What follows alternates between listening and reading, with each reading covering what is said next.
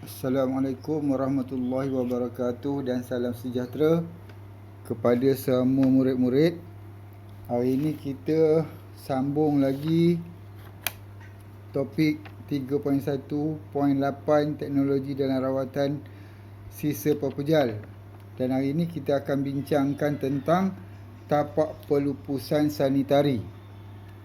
Baik, kaedah tapak pelupusan sanitari ini adalah kaedah yang paling banyak sekali digunakan di negara kita, di Malaysia ni. Pertamanya, kaedah ni dia senang, tak memerlukan pekerja-pekerja yang mahir, ya. Dengan cara sediakan satu kawasan yang sesuai, kemudian sisa-sisa tadi dibuang di kawasan tu, kemudian ditimbus. Ditimbus dan sisa pepejal ni akan terurai dalam tanah tu dan menjadi sebahagian daripada tanah. Tetapi kaedah ini memerlukan pengawasan, penyelenggaraan yang baik dan kawasan yang sesuai. Kawasan tu mestilah jauh dari penempatan supaya nanti tak ada pencemaran bau yang boleh mengancam atau memberi ketidakselesaan kepada penduduk setempat. Sisa pepejal ni juga ditimbus supaya dia tidak memberikan kesan buruk kepada alam sekitar dan juga kesihatan. Baik, tapak pelupusan ni dia bergantung kepada kapasiti. Bergantung kepada kapasiti yang mampu diterima. Jadi kalau kawasan tu dah penuh, kita tak boleh dah hantar ke tempat itu untuk membuat pelupusan. Baik, dia ada prosedur dia nak masuk ke kawasan tu. Baik, kita tengok dalam jadual di bawah ni. Jadual di bawah ni ada 3 peringkat. Pertama, kita tengok pemeriksaan sisa pepejal. Baik, kenderaan yang memasuki kawasan tapak akan diperiksa oleh pengawal keselamatan. Dia tengok apa jenis bahan buangan yang dibawa. Selain itu juga dia mungkin kena timbang. Timbang. Baik. Kemudian yang kedua, ini yang pertama, ini yang kedua. Selain itu, muatan yang dibawa oleh lori sisa pepejal akan ditimbang. Seperti yang saya katakan tadi, muatan tu akan ditimbang, dia akan kira berat. Kena bayar lah, kena bayar.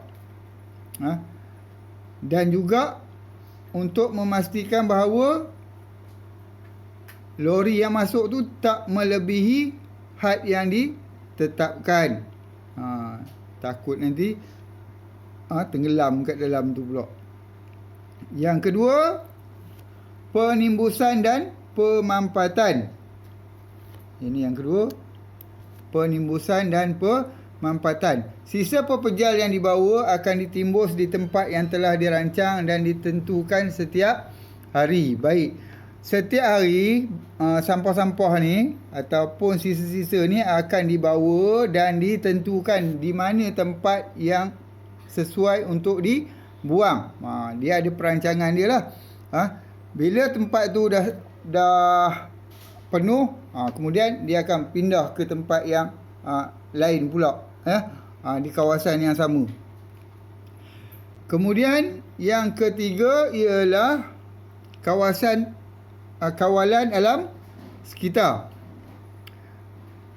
Pemeriksaan terhadap air permukaan dan tanah dijalankan bagi mengelakkan pencemaran oleh larut resapan yang terhasil daripada proses pelupusan sisa pepejal. Dari masa ke semasa, air permukaan akan diperiksa.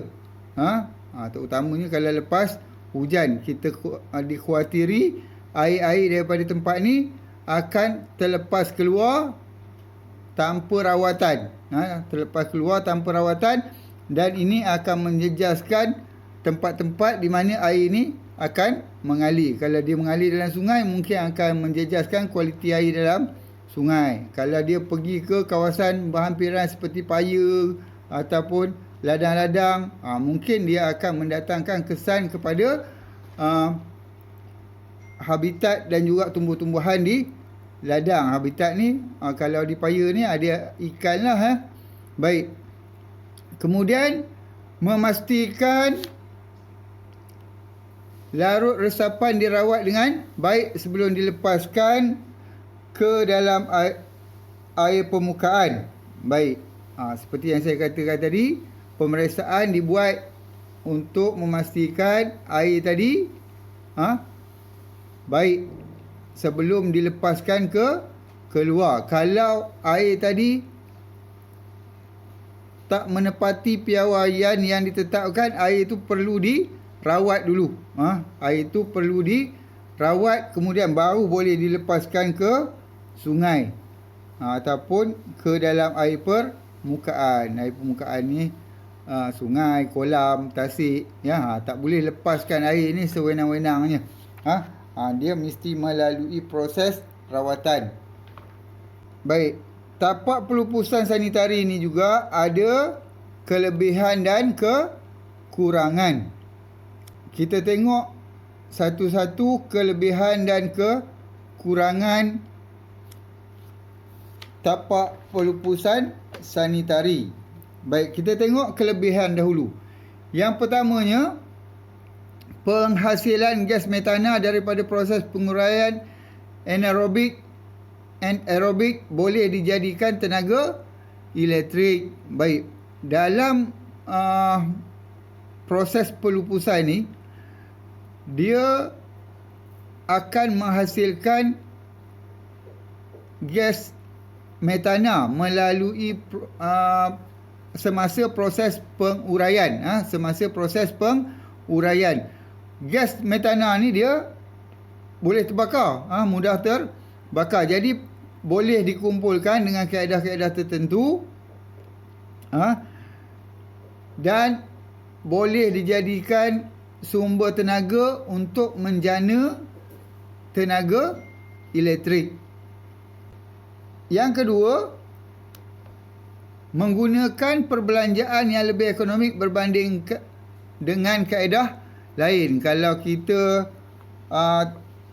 lihat, ini adalah antara kaedah yang paling murah lah. Paling murah kalau nak dibanding dengan kaedah lain, terutamanya incinerator. Incinerator tu kalau kita guna, dia memerlukan kos yang agak mahal. Dia perlukan peralatan yang khas, memerlukan pekerja yang mahir. Tetapi untuk kaedah tapak pelupusan sanitari ini hanya memerlukan satu kawasan yang sesuai dan tak memerlukan peralatan-peralatan khas untuk pelupusan, tetapi hanya menggunakan jentera-jentera yang boleh meratakan bahan buangan tadi dan juga memerlukan tanah untuk penimbusan dan jentera pemadatan.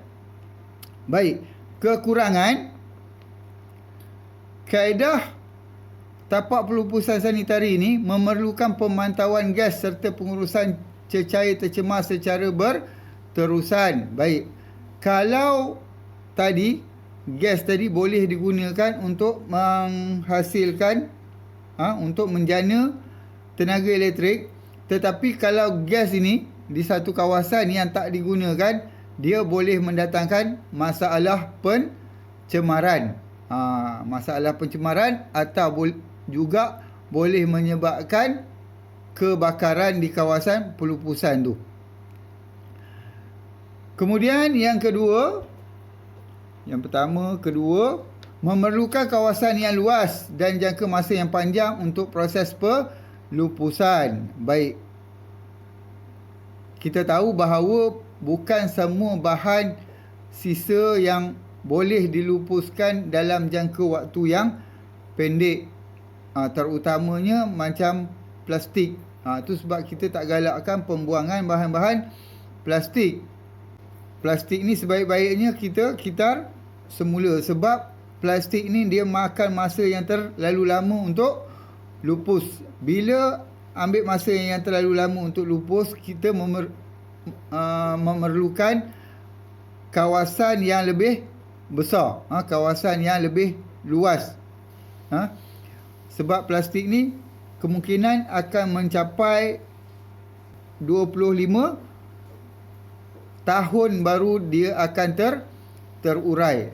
Jadi bayangkan selama tempoh 25 tahun tu, kalau penimbunan bahan-bahan ni di kawasan tu, berapa luas kawasan yang diperlukan. Dia berbezalah dengan kayu dan sebagainya yang cepat reput. Ketiga, pemerhatian terhadap aktiviti pelupusan perlu dilakukan setiap hari bagi mengelakkan kerosakan pada liner. Yang ini kena buat tiap-tiap hari supaya liner tadi tak rosak.